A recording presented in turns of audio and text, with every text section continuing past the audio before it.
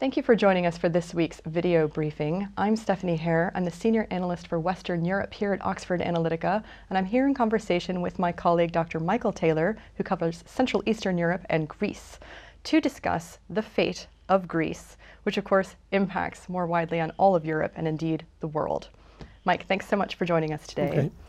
We are here because right now the two countries that you and I both love to cover the most, Germany and Greece, are at daggers drawn. Now, we know that the new Greek government, which came into power in January, is looking to get a deal on its bailout. They got the extension. Why isn't everything okay?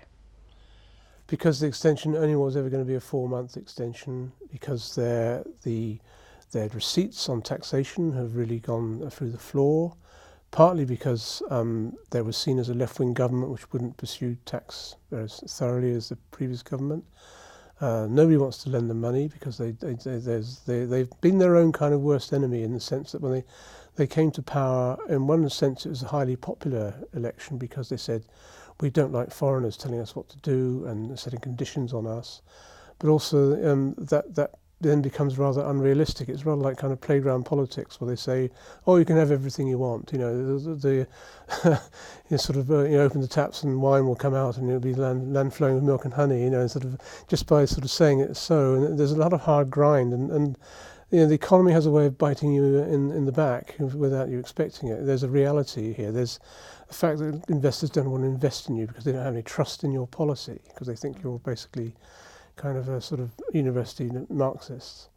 So you can have a government, you can be elected on that government on that program, but you're not a free agent in the world. There are other people who also have influence over you, and that includes people who've lent you money in the past and want that money back. Now let's talk about some of those people, because Greece has to deal with 27 member states in the European Union. It also has to deal with the European Central Bank, led by President Mario Draghi, and it has to deal with the IMF. So that's many, many partners, many interlocutors, many moving parts, all of whom are working towards looking for a new bailout for Greece in June. So let's go through that a bit in terms of what are we looking for from now until June to happen that's going to make things be qualified as a success. Well, they may even run out of money before that, because part of the bailout, there was money undispersed from the bailout, about 7 billion euros, I think it was. And they're really going to need that before June, I think. But the trouble is they won't get that last slice of the bailout until they've satisfied the conditions. And that's the argument. The Greek government doesn't want to satisfy the conditions because it campaigned, was elected on the basis that it wouldn't.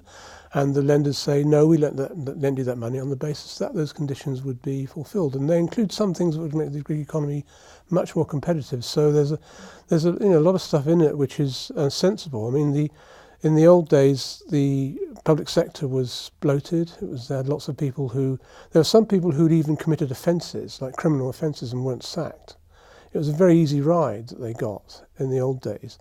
And the fear is, from the international point of view, from all their partners in the European Union, is that this government has come in and it's going to sort of, all that discipline was just about starting to happen under the previous government. Didn't like doing this either. But the previous government was under the cosh, and so it did things like sort of sacking civil servants who weren't doing much of a job, certainly weren't very productive. And this new government's come and said, no, you can have all your old jobs back. Well, the trouble is that's been broadcast all over Europe. Europe knows that's their policy. The lenders know that's their policy. The commercial banks know that's their policy.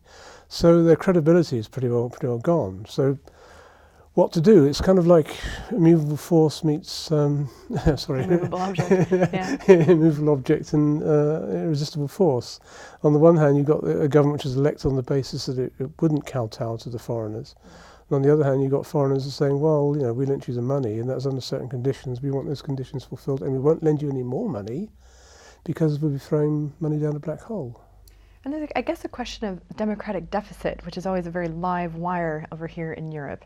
So on the one hand, the Greek people can say, we voted for this government, and this government therefore is carrying out the policies that are supported by the nation.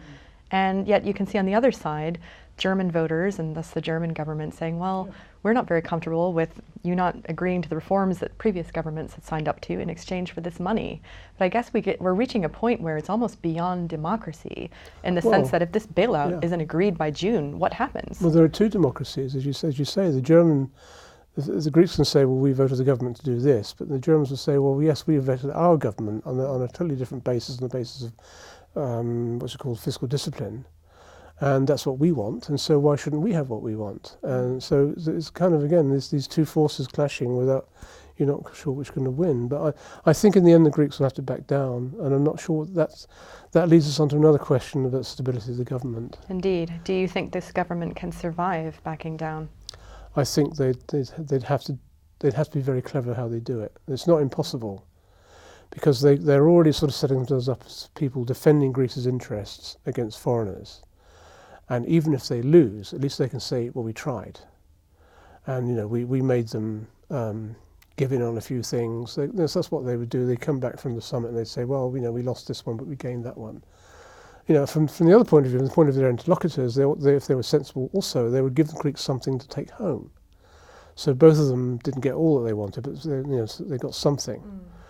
But I think it's a question really of Greece's reputation among all the other 27 is so poor because of their previous conduct. The fact that they got into the euro on a false prospectus. They weren't in a condition actually to join the euro if it was done properly. And the fact that they were lying about their deficit through the mid-2000s. So the whole thing grew up because eventually a government came in that was prepared to admit that the deficit was way out of control. So you've got this lack of trust, and and there's also at the moment between the negotiators at the moment there's this lack of sympathy because Varoufakis, the finance minister in particular, isn't particularly careful about massaging egos on the other side, and is very forthright about what he says. And we've seen the Greek government sort of accuse the Spanish and Portuguese governments of trying to topple it during those negotiations for the extension, which is quite extraordinary, and then making official complaints against Germany. So it's a very worrying moment. It plays well with their electorate, the fact they are fighting their corner against everybody else, but they are fighting their corner against everybody else. They're the most left-wing government. They're not actually left-wing government. They're a left-wing government in a coalition with a right-wing party, which is rather odd. And that's one kind of possible problem they may have. That may split. What unites them is they hate both of them hate the bailout, but ideologically they're poles apart. So that could come undone at some point. Within the Syriza party, that's actually was formed as a party quite recently from what had been up until then a coalition. That coalition contains all sorts of different varieties of thought: Euro-communists, anarchists. I don't think they have Stalinists because they're all in the Communist Party. But there's all the kind of, you can think of all those strands of left-wing thought all coming together and sort of. There's some of them are really are quite hard line. Some of them really hate the idea of privatisation, which is one of the sort of things the international negotiators say, well, you should privatise because you need the money to pay your debts, so you should sell off what you can. And then on the other hand, they're saying, no, we don't want to sell off our assets, but the Greek public owns these things and we should hang on to them. All sorts of things go wrong. And if Tsipras comes back from a summit and he's seen to have been humiliated, or he's seen to sort of give in on certain things which some people think are red lines, then the government could fall apart. I mean, it's extraordinary to think that we were talking about this 5 years ago, and we're still just as ever in the danger zone. And I guess that would be my final question for you, is that we've got another couple of months before this bailout would be agreed. And really what we need to know, what we need to understand is, why are markets so calm right now? And will they stay calm if Greece accidentally leaves the euro, crashes out of the euro, or chooses to leave the euro? Yeah, I think the assumption is that it is survivable. That, if you like, one carcass will be thrown to the wolves and the rest will carry on without the wolves will be satisfied. I think that could be a mistake, because I think markets have this thing about, okay, Greece has fallen out of the euro and is going through all this, which will be very painful for Greece, much more painful than they've had up until now. But it won't, and the Europeans say we've insulated, we've got institutions in place which can rally around and prevent the contagion spreading. I'm not so sure. Markets have a way of going for the next weakest. So if the wolves have got one, they'll come back and see which is the next straggler, and go for that. So I'm not so sure that it won't actually have repercussions for the Eurozone. So contagion remains as ever an ever-present risk. I think so. On that note, cheerful as it may be, I thank you very much for joining us. We'll be here again in the next week or so with more information. Please check in on our website if you have any questions. Thank you very much.